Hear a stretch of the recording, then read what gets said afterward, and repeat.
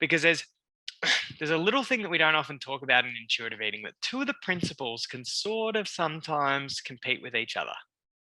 Unconditional permission to eat and eating in a way that my body likes, which is the nutritious eating stuff, or eating foods that feel good for you. So let me read this section. I'm torn between unconditional permission to eat and eating in a way my body likes.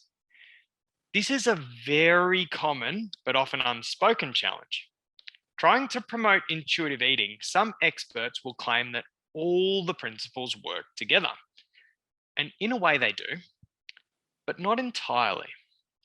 While research suggests that all of the principles contribute to an overall concept of intuitive eating, it also highlights that two of the principles sometimes oppose each other.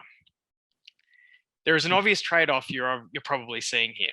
Sometimes when you give yourself unconditional permission to eat, the foods you eat are not going to be the most nutritious foods for your body.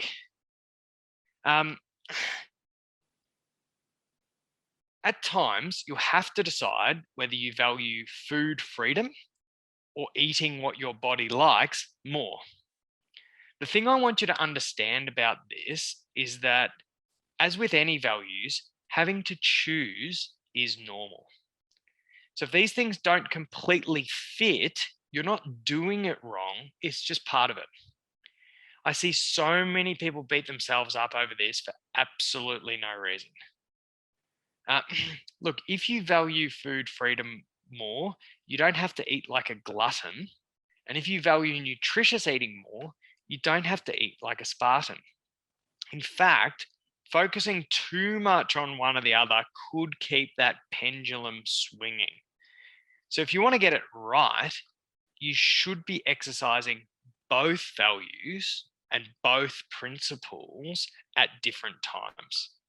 If unconditional permission to eat is 0, you're dieting. And if eating in a way your body likes is 0, you're overeating. It's about finding a balance that works for you. I see unconditional permission to eat as the fundamental first step necessary to free yourself from thin sanity, with eating in a way your body likes helping you take the next step into more nutritious eating and physical well-being. That's why we worked on them in that order. So if you're stressing about making a decision between the two, the good news is, and I tell my clients this all the time, that it doesn't really matter. When it comes to making a decision, either way is fine. It just depends on what you want to make important at the time.